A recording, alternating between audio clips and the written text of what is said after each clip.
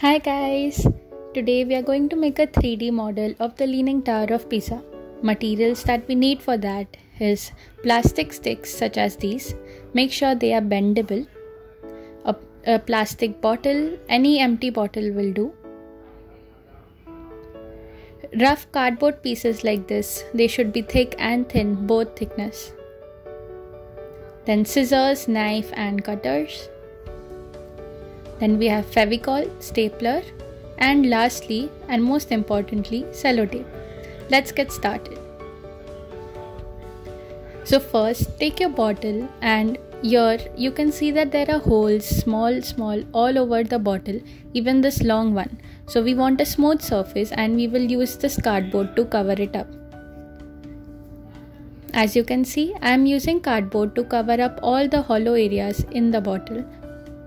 And then I have applied a small paper all over the bottle to get a smooth finish over the final model.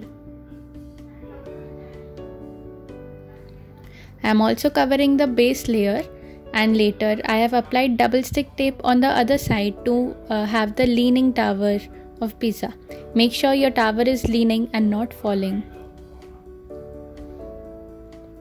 So here, as you can see in the image of the Leaning Tower of Pisa, we have these thick pillars on the lower end and small pillars on the upper end.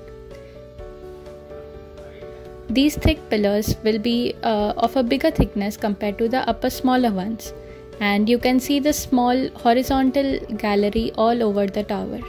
We will have to use a material to show these sticks.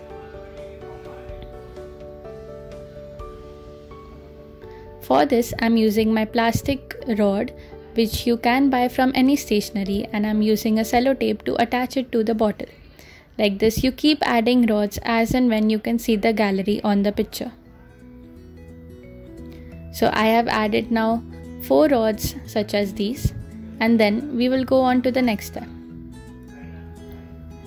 Next step, you can see the small pillars in each balcony on each floor.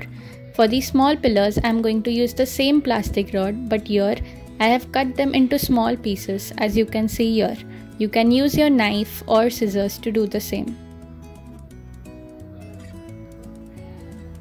Now I am sticking these small pieces of rod all over the gallery using sellotape. I have probably covered the entire bottle with sellotape, and this is what the final result looks like by adding all different types of rod all over the bottle. Next, we come to the lower thick pillars. These pillars are supposed to be thicker than the earlier rods that we put. Thus, we will use some different material for that. And what I used over here for that is candles. These are small candles that are available everywhere. You can use something similar as well. So here you can see I'm attaching the candles in a similar way using sellotape, and the thickness and the depth between these candles is different. Hi again.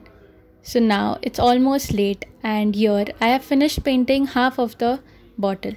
I will do some touch-ups now, and I have used white paint, black paint and brown paint for the same. Now using my brush, I'll show you how to do touch-ups.